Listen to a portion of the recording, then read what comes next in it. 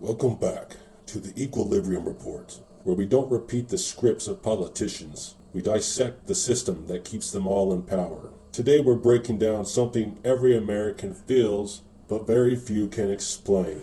Both political parties, Democrat and Republican, have cooperated for decades to build the same system of power, control, surveillance, economic inequality, and militarization. Both sides pretend to be enemies. Both sides pretend they're fighting for you. Both sides pretend the other team is the real problem. Meanwhile, billionaires grew into oligarchs. Surveillance grew into panopticon. Police grew into militarized units. Corporations merged into monopolies. Rights were stripped away gradually. Ordinary people were told to fight each other instead of the system controlling them. This episode is about following the power, not the propaganda. People act like the billionaire takeover of America is a one-party problem. That's nonsense. This took decades and required cooperation. The fingers are blue and red because both sides were on the pen. Bill Clinton was essentially the architect of the modern oligarchy. He repealed Glass-Steagall, allowed mega banks like Citigroup to form, deregulated derivatives, opening the door to the 2008 crash. He signed NAFTA, the North American Free Trade Agreement, which offshored millions of industrial jobs. He deregulated telecoms, creating the modern media monopoly structure. Clinton handed Wall Street the keys. Obama bailed out Wall Street, allowed consolidation of failing banks into bigger, more powerful ones. He protected CEOs from prosecution, let tech companies, Google, Meta, Amazon, grow unchecked, had a revolving door of bankers and economic elite in the cabinet. Obama talked populist. He governed like a Wall Street attorney. Biden has continued this trend with unprecedented corporate subsidies, quietly supporting mergers in tech, media, and defense, strengthening the pharmaceutical lobby, reinforcing the too big to fail, too big to jail model. Democrats speak for workers, but legislate for donors. And this has also led up to the shakedown addiction trap of the healthcare ACA shutdown issue we're experiencing right now, which is by continually subsidizing the for-profit insurance industries, which are donors to these politicians, and getting the benefit of it overall. They just increase their prices as they're getting subsidized. Now that prices have got up so high, you can't remove the subsidies because people can't do anything to afford it, which they probably could have before, even though the whole way, beginning to end, no one was really happy. Everyone still complained about their health care. I've made other videos about that. Go check it out. And I also offered $1,000 for anyone that could disprove my point as to the shutdown basically being because of that, which is ultimately the Democrats' fault. But anyway, Republicans' contributions to this: George W. Bush delivered massive tax cuts for the wealthy. He pushed deregulation of finance and energy, handed out government contracts to private corporations, allowed corporate mergers that made industries lopsided. Donald Trump. 2017 tax reform was a goldmine for billionaires. He slashed corporate taxes, reduced regulations on finance, energy, and telecom, strengthened loopholes for hedge funds and private equity. He handed billions in contracts to major corporations. Republicans speak for freedom, but their policies often strengthen corporate dominance. Billionaires funded both sides. The same donors appear across both parties: big tech, Wall Street banks, pharmaceutical, defense contractors, telecom giants. Two parties, one donor class. The result: Democrats and Republicans created the same plutocracy together. Most people blame surveillance on whatever party they hate, but the surveillance state is the most bipartisan project in modern history.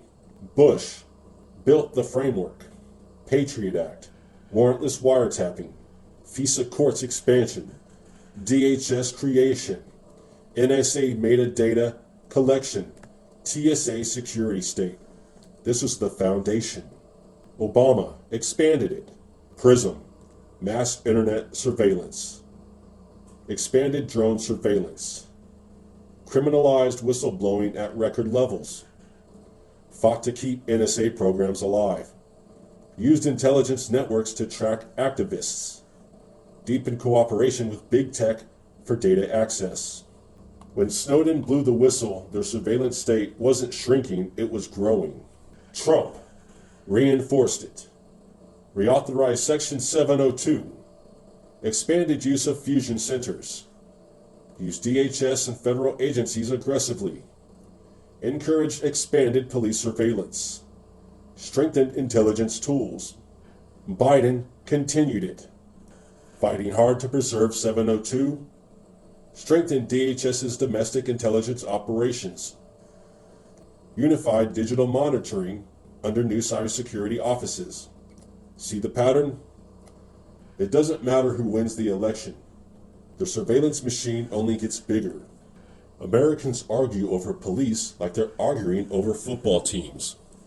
Meanwhile, both parties created the modern militarized police force.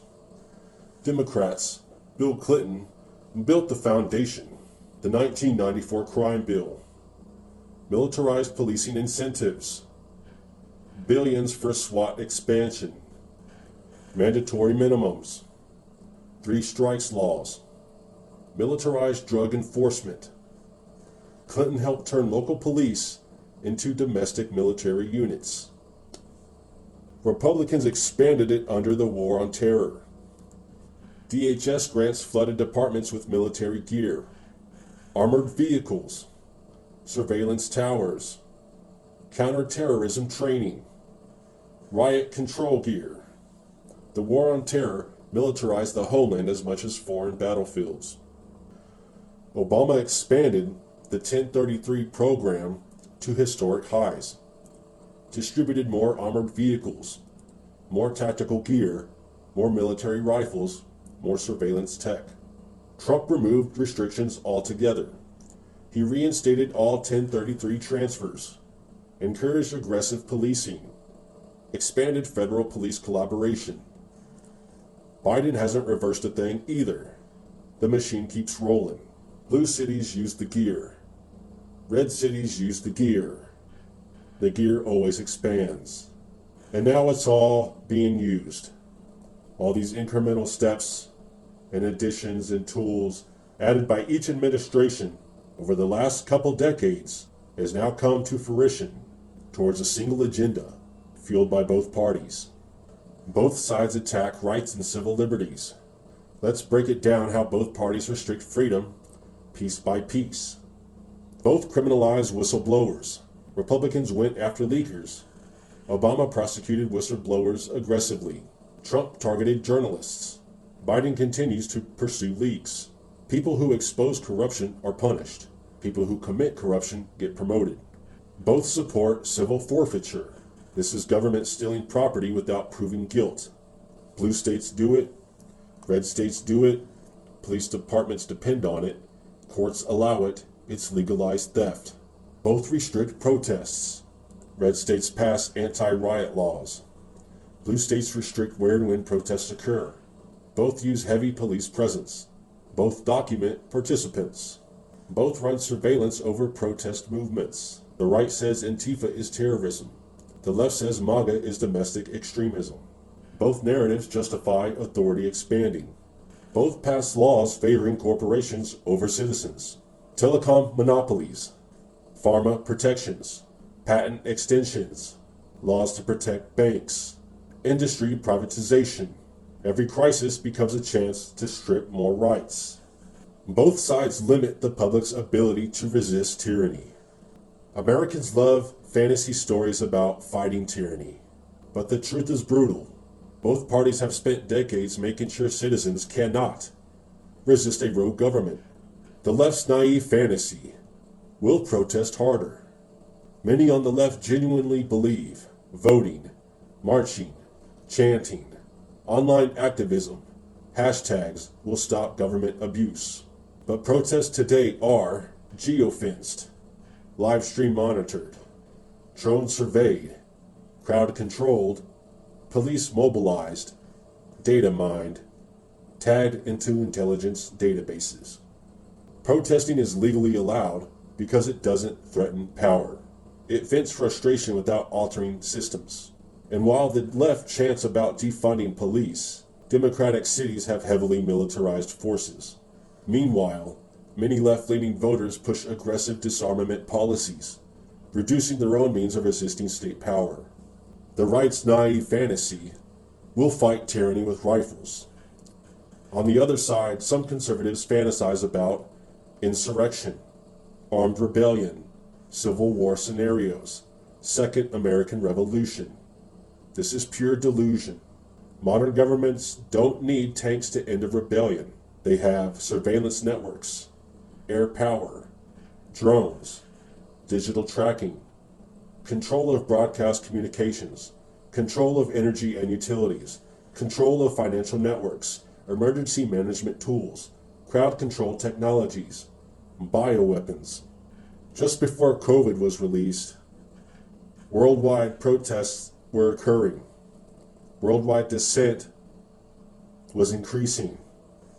They took notice of this and crushed it as they do every time, just like 2008.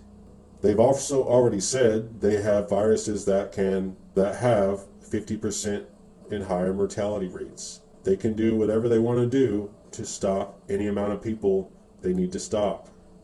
They can shut down movement, money, communication, transportation, and infrastructure without firing a shot. Recently, you've seen videos of the Trump administration blowing up boats out in the ocean. You won't be able to escape by boat. Air travel's being restricted. You won't be able to escape by air. The wall's been put up and painted on our side of it. You won't be able to escape on foot. The idea of citizens defeating a 21st century state is a Hollywood fantasy. Freedom cannot be protected by nostalgia. Both parties support the same disempowering laws. Gun restrictions in various forms.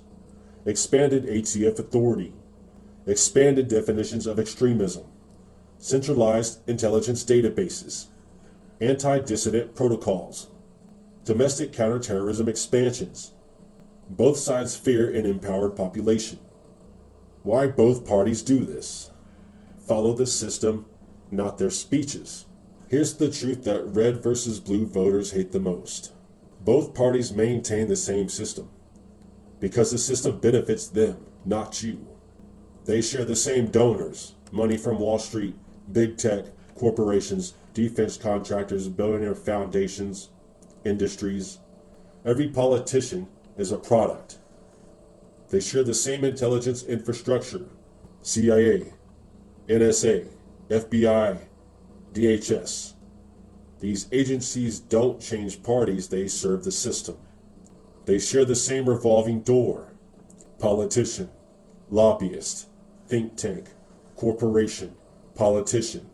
Same people rotate through power continuously. They share the same worldviews. A strong state is profitable. A controlled population is stable. A divided public is predictable. They both fear the same thing: a population that stops fighting each other and turns its attention upward. A unified public is the only true threat, and that's why both parties spend billions convincing you to hate your neighbor instead of the system. So next time someone screams, "The left is destroying America," or "The right is destroying America," remember, they built this system together. The machine is bipartisan. The control is bipartisan. The erosion of rights is bipartisan. The militarization is bipartisan. The surveillance is bipartisan. The billionaire rule is bipartisan. You are watching the Equilibrium Report. Stay free, stay true, stay defiant.